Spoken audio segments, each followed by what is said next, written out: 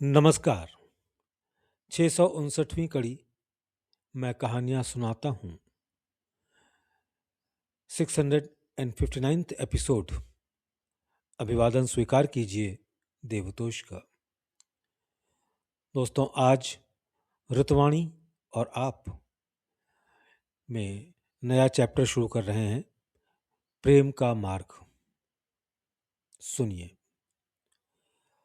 आध्यात्मिक साधना के क्षेत्र में जब साधक की ऐसी भावना होने लगती है कि जो भी सद्गुरु बतलाता है या देता है वो बिल्कुल सही और उसके लिए फायदेमंद है, तब सद्गुरु में श्रद्धा का आरंभ हो जाता है। जब इस प्रकार होता है तब वह उसे अधीनता की भावना से स्वीकार कर लेता है। धीरे धीरे जैसे उसका संतोष और विश्वास अनुभव और संपर्क से बढ़ने लगता है, मालिक के प्रति दासत्व और समर्पण भी बढ़ता जाता है और दृष्टिकोण संशय रहित होता जाता है। यह क्रम साधारणतया उन सब पर लागू होता है जो ईश्वर साक्षात्कार की अभिलाषा से उस मार्ग पर आंखें खोलकर चल रहे हैं। परंतु जहां तक मेरा सवाल है, मैं आपको विश्वास दिलाता हूं कि मैं तो इस मार्ग में ईश्वर प्राप्ति का उद्देश्य लेकर नहीं आया। मेरा ऐसा इरादा या लक्ष्य नहीं था। सिवाय उसके जिसे मैं चाहता था, मेरी दृष्टि और चीजों की तरफ से बिल्कुल अंधी थी। मैं तो केवल एकमात्र उन्हीं यानी अपने मालिक की ही तलाश में था। मेरे लिए वही मेरे जीवन के सर्वस्व थे। मेरी नजर के सामने कुछ और था ही नहीं। मेरे अंतस्तल की गहराई में उनकी मूर्ति बसी हुई थी। मैंने उनकी आकृति के अतिरिक्त किसी और चीज को देखा ही नहीं। न मुझे दुनिया के भोग विलास की इच्छा थी, न स्वर्ग की चाह। मुझे लगता था जैसे ईश्वर से मुझे कोई वास्ता नहीं है। मुझे तो केवल यही तड़प थी कि मैं भी ठीक उसी तरह का अंत प्राप्त करूं जैसा उनका था, न उससे कम न आगे। ईश्वर साक्षात्कार की तो मुझे बिल्कुल इच्छा तक नहीं थी। भले साधारण लोग इसके लिए मुझे नास्तिक या काफिर अपनी समझ के मुताबिक जो भी हो कहें। मैं तो उनके प्रेम में इस प्रकार पागल हो गया था कि बाकी सब चीजों की तरफ से मैं बिल्कुल अंधा सा हो गया था। लोग भले इसे अंधविश्वास कहकर निंदा करें, पर यह मेरे प्रेम का पागलपन मुझे यहां तक खींच ले आया। मैं शांति के शाश्वत आनंद की अपेक्षा प्रेम की सूनी अंधियारी गलियों में पड़े रहना अधिक पसंद करता था। पर यह पागलपन का रास्ता मैं सिर्फ अपने लिए ही सुरक्षित रखना चाहता हूं, और किसी को मैं इस पागलपन की राह की ओर प्रेरित नहीं करता। उनकी हर भंगिमा मेरे लिए ईश्वर रहस्य का उद्घाटन थी। हर शब्द आध्यात्म की उपनिषद और हर क्रिया अज्ञात का अनावरण। मेरे सामने न पसंदगी थी न विकल्प। यहां तक कि सही और गलत के भेद का भी मुझे भान न था। मेरे लिए उनका सब कुछ ठीक वही था जो होना चाहिए था। मैं उनकी इच्छा का पूरा दास था और उसके विरुद्ध क्षण भर के लिए भी मैं सोच ही नहीं सकता था। मैं इस सिद्धांत का अक्षरशः अनुसरण करता था। अगर तुम्हारा आध्यात्मिक पथ प्रदर्शक तुम्हें पूजा के आसन को शराब में रंग लाने को कहे तो वही करो, क्योंकि वो पूरी दूरी तय कर लेने के कारण रास्ते की ऊंच नीच से पूरी तरह परिचित है। निजामी की लैला मजनू से उद्धृत। कोई इसे मेरी बड़ी भारी भूल समझ सकता है, पर मेरा सीधा साधा जवाब यही है कि मजनू की तरह मैं प्रेम के पागलपन में आपे से बाहर हो रहा था, और एक मजनू को ठीक से देखना सिर्फ लैला की नजरों से ही हो सकता है। मुझे तो सिर्फ मेरी प्रेमिका लैला से ही वास्ता था। थोड़े से शब्दों में यही मेरी दास्तान या मेरे हालात, परंतु दूसरों के लिए भी ऐसे ही प्रेम का पागलपन का अनुसरण करने पर मैं जोर नहीं देता। शास्त्र उनके लिए मूल्यवान मूल्यवान हो सकते हैं जिन्हें स्वयं सुख प्राप्ति, हूर परियों के सुखद सहवास या ईश्वर साक्षात्कार की इच्छा हो। क्योंकि इनमें से मुझे किसी की भी इच्छा नहीं थी, इसलिए शास्त्रों का मेरे लिए कोई विशेष उपयोग नहीं था। इसके अलावा यद्यपि शास्त्रों में ईश्वर से संबंधित विषयों की चर्चा होने के कारण उन्हें बड़ा महत्व दिया जाता है, फिर भी यह सर्वविदित बात है कि उनमें काफी अस्पष्टता भी विद्यमान है, जिससे बचने के लिए मनु महाराज को स्पष्ट शब्दों में कहना पड़ा कि वेदों तक में जो युक्ति संगत न लगे उसे स्वीकार न करो, उसका अनुसरण मत करो।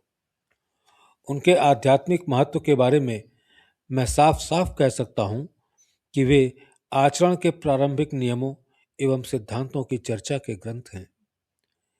इसलिए वे वास्तव में आध्यात्मिक साधना प्रारंभ करने के लिए बनाए गए हैं। आप किसी भी श्रुति को ले लीजिए, उनमें प्रारंभिक कक्षा के लिए आवश्यक चीजों का ही विवेचन मिलेगा।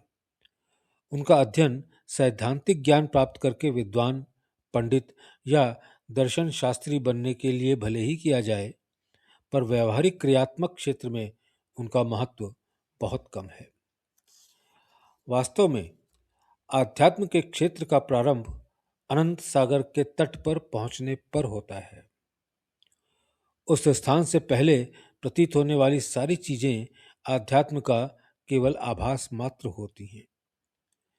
सभी वृत्तियां निश्चित रूप से इस कोटि के नीचे की हालतों से संबंधित हैं। इसके अलावा उन पर उस वातावरण या प्रादेशिक स्थितियों का जहां वे रची गई थीं काफी अधिक प्रभाव है। उदाहरणार्थ, अगर कोई शास्त्र उत्तरी ध्रुव प्रदेश में लिखे गए होते तो उनमें प्रतिदिन स्नान करना जरूरी एवं मांसाहार पर रोक टोक का विधान न मिलता। सच तो यह है कि इनमें चरित्र और आचार के साधारण नियम बताए गए हैं, जो ग्रंथकर्ता ऋषि के अपने निजी अनुभवों पर आधारित थे तथा साथ साथ उनके अपने वातावरण तथा प्रादेशिक स्थितियों से पूरा तालमेल रखते थे। अब मैं फिर से अपने मुख्य विषय पर आता हूं। गुरु और ईश्वर के पारस्परिक महत्व का प्रश्न उस व्यक्ति के सामने उठ सकता है जो गुरु की मदद और पथ प्रदर्शन द्वारा ईश्वर साक्षात्कार का इच्छुक हो।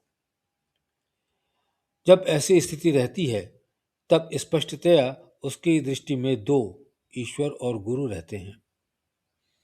ऐसी स्थिति में तीसरे, अहंकार या साधक, की भी हम किसी भी भांति अपेक्षा नहीं कर सकते। फलतः ब्रह्मा, विष्णु, महेश की तरह वहां भी यह एक त्रिपुटी की भांति है। साधक इस त्रयी त्रिपुटी में फंसा हुआ रह जाता है, जिसे दूसरे शब्दों में हम अनेकत्व कह सकते हैं। पर जहां तक आध्यात्मिकता का प्रश्न है, हमारा वास्तविक उद्देश्य अनेकत्व से एकत्व की ओर बढ़ना है, बल्कि उससे भी आगे वहां तक पहुंचना है जो जो है सो है। परंतु हम जो रास्ता इस प्रकार पकड़ते हैं कि वो हमें प्राप्तव्य से ठीक उल्टे ले जाता है। ऐसे में क्या करना चाहिए, इसका निर्णय तो हर व्यक्ति को स्वयं अपने आप ही करना है। अपने विषय में समस्या का हल मैंने अपने ढंग से पागलपन का आश्रय लेकर किया। ये पागलपन था अपने सदस्य एक मानव का प्रेम। ये उपाय एक दूसरे के लिए भी लागू हो सकता है, जिसे ऐसा सद्गुरु मिल जाए जो मेरे स्वामी की तरह अचूक, अतिमानव तथा वास्तविक अर्थ में ईश्वरीय हो। कहा जाता है कि हम अपने गुरु को उतना ही प्यार करें जितना ईश्वर को। मेरे ख्याल से यह बिल्कुल अव्यावहारिक बात है। एक साथ दो से एक सदृश प्रेम किया जाए। इंसान का दिल कोई सराय तो नहीं है जहां हर कोई आ जाए और डेरा डाल दे। मोहब्बत में दोहरी वफादारी तक को जगह नहीं, तो अनेक की तो बात ही कहाँ। यहां तो प्रेमी और प्रेमिका के द्वैत तक की गुंजाइश नहीं है। कहा है, जब मैं था तब तू नहीं, अब तू है मैं नाही, प्रेम गली अति सांकरी, तामे दो न समाही। ऐसी है प्रेम की डगरिया। इसी में गुरु और ईश्वर की तुलनात्मक स्थिति का जवाब भी मिलेगा। इसका मतलब यही है कि हमें इन दो में से एक को त्यागना पड़ेगा। इस विषय में स्वामी विवेकानंद के शब्द हमें याद दिलाते हैं, अपने गुरु को ही साक्षात ब्रह्म जानो। यही एकमात्र हल है।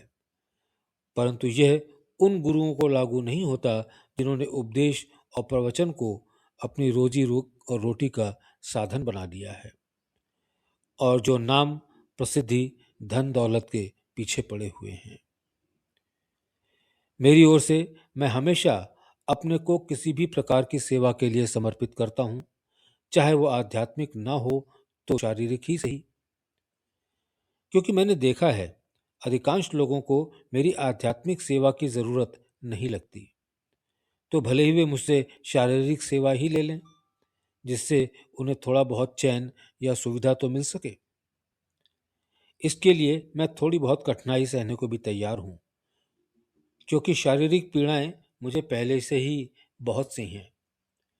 उनमें थोड़ी और बढ़ोतरी से कोई विशेष अंतर नहीं पड़ेगा।